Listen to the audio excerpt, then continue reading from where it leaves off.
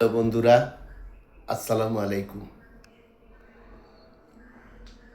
আসলে একটা কথা বলার জন্য আসছি। মায়ের আহাজারি কেমনে নিবেন? মায়ের কান্না কি করে নিবেন? মায়ের আহাজারি কিভাবে শেষ হবে? আমি জানি না। আসলে আমি ক্ষুদ্র মানুষ। মায়ের আহাজারি কিভাবে বন্ধ হবে? আমাদের দেশের মায়ের আহাজারি কিভাবে বন্ধ হবে আমি জানি না। আপনাদের জানা আছে কিনা আমি জানি না। মায়ের আহাজারি, যে মা সন্তান হারাইছে, যে মায়ের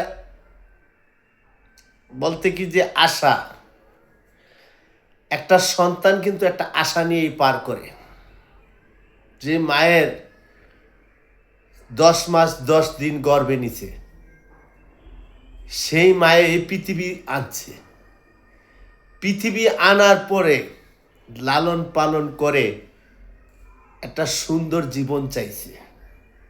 আমার সন্তান ভালো হবে, মানুষের মতো মানুষ হবে, এই দেশকে একটা উপহার দিবে।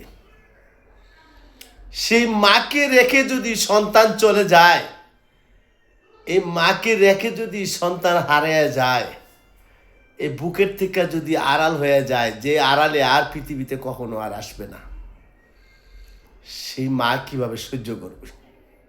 মাহের আহাজারি কি করে বন্ধ হবে? এই দেশে মাহের আহাজারি আর চাই না। আমরা চাই ভাইয়ে ভাইয়ে মিশে থাকতে। আমরা চাই বাবা সন্তান মিশে থাকতে। আমরা মায়ের আহাজারি আর দেখতে চাই না। আমরা মায়ের কান্না আর সহ্য করতে চাই না। আমরা সহ্য করতে পারি না মায়ের আহাজারি। আমরা সবাই মিশে থাকতে চাই, ভাই ভাই মিশে থাকতে চাই, বাপ ছেলে মিশে থাকতে চাই, মা জিয়ে মিশে থাকতে চাই। আমরা এটা চাই। আমরা এই দেশে, আমরা এই স্বাধীন দেশে আমরা আর কান্না দেখতে চাই না। আমরা স্বাধীন দেশে আমরা শুধু ভালোবাসা চাই, স্বাধীন চাই। এই দেশ আমার মায়ের বাসা দেশ, মাতৃভাষা দেশ।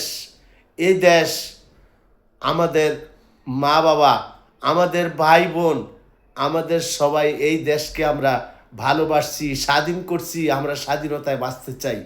এদেশে আমরা হানাহানি চাই না। এদেশে রক্তাক্ত চাই না। আমরা চাই এই দেশ, আমরা স্বাধীন দেশে আমরা সুন্দরভাবে বাস করতে। আমার বন্ধুরা কিভাবে নিবেন? অবশ্যই নিবেন। ধন্যবাদ। আল্লাহ হাফেজ।